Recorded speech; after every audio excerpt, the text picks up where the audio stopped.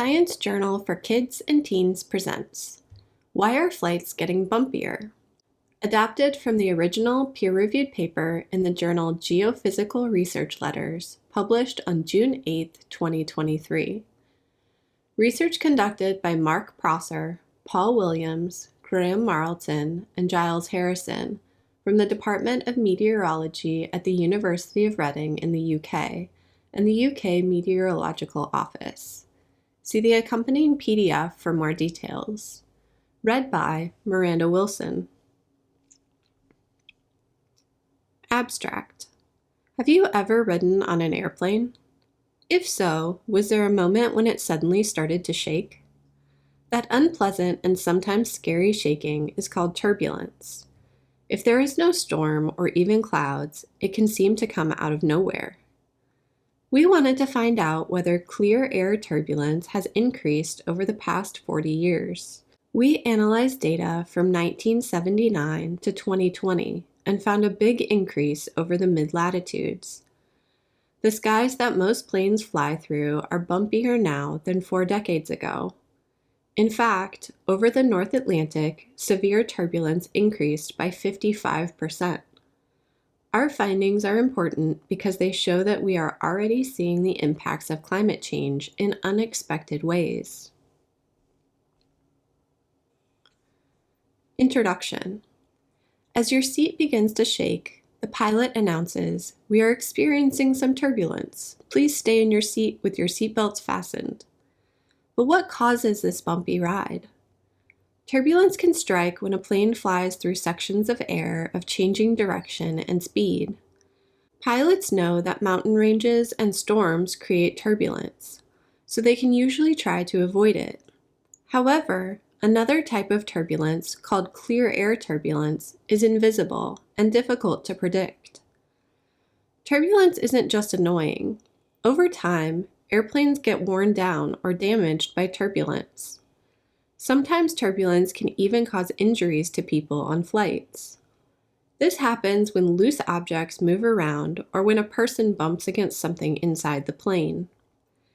Airplane damage, hospital fees, and related costs add up to around $200 million every year in the US alone. Maybe you've heard about heat waves, droughts, and other extreme weather events happening more often.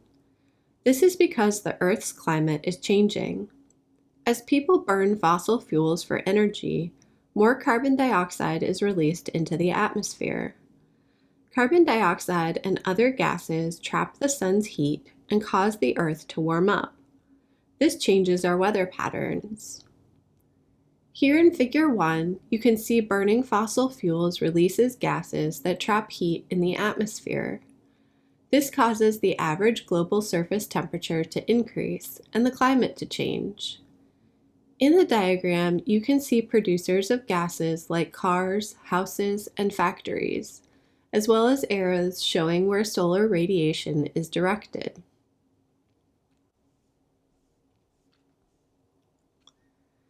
Previous studies have predicted that clear air turbulence is likely to get worse over time because of climate change. We wanted to find out if this is already happening. Understanding how clear air turbulence has already changed can help us predict and avoid it in the future. Methods. We looked at a global data set gathered from many sources, including satellites, weather balloons, and planes. It had data about wind speed and air temperature from January 1979 to December 2020.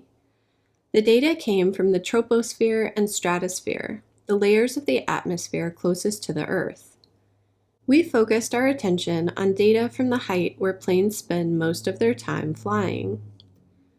We used 21 different calculation methods to relate wind speed and temperature to turbulence. We averaged these together for each location on the globe in each season and year. If the average was very high, it indicated that the location was turbulent at that time. We then used simple statistics to look at how the probability of clear air turbulence changed over the 42 years. Results.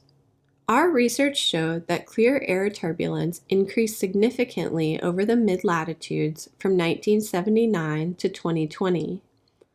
We also found some interesting trends. The Northern Hemisphere has almost twice as much turbulence as the Southern Hemisphere. Increases in clear air turbulence were highest over the North Atlantic and the USA. In the North Atlantic, there were 26 more hours of moderately strong turbulence in the year 2020 than in the year 1979, which is an increase of 37%. The USA had 19 more hours of moderately strong turbulence in this period, an increase of 29%. Areas over mountains have a higher probability of turbulence. That matches what we know about other types of turbulence.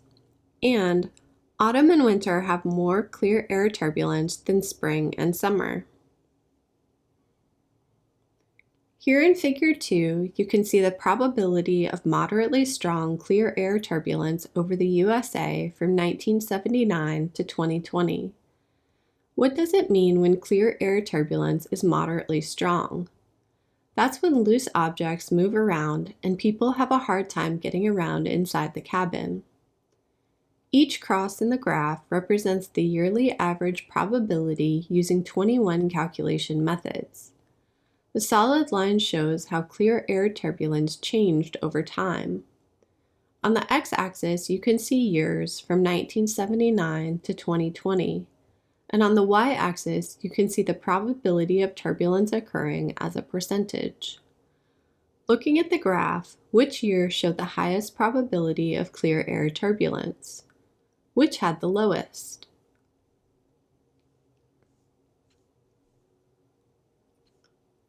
Discussion.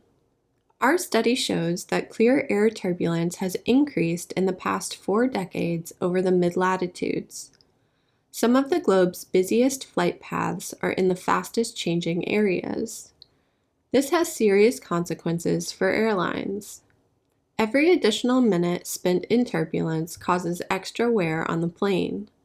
It also increases the chances of injuries to passengers and flight attendants during a flight. Other studies from our research group have used computer models to create forecasts about increasing clear air turbulence for the period 2050 to 2080. Our results indicate that these increases have already begun. We can continue to improve our understanding of clear air turbulence by using the most accurate data available. With better weather monitoring technology, we can understand and model clear air turbulence, and pilots can try to avoid it. Conclusion. The increase in clear air turbulence should not make you afraid to fly. Although it's uncomfortable when it does occur, the chances of injury are still very low. Here are some ideas to help you stay safe when traveling by plane. Keep your seatbelt fastened whenever you're seated.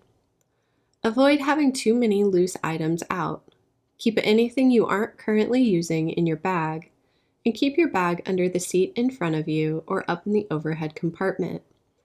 And listen to announcements from the pilot or flight attendants and follow their instructions. Thank you for listening to this recording. Visit our website, sciencejournalforkids.org, for more free science teaching resources.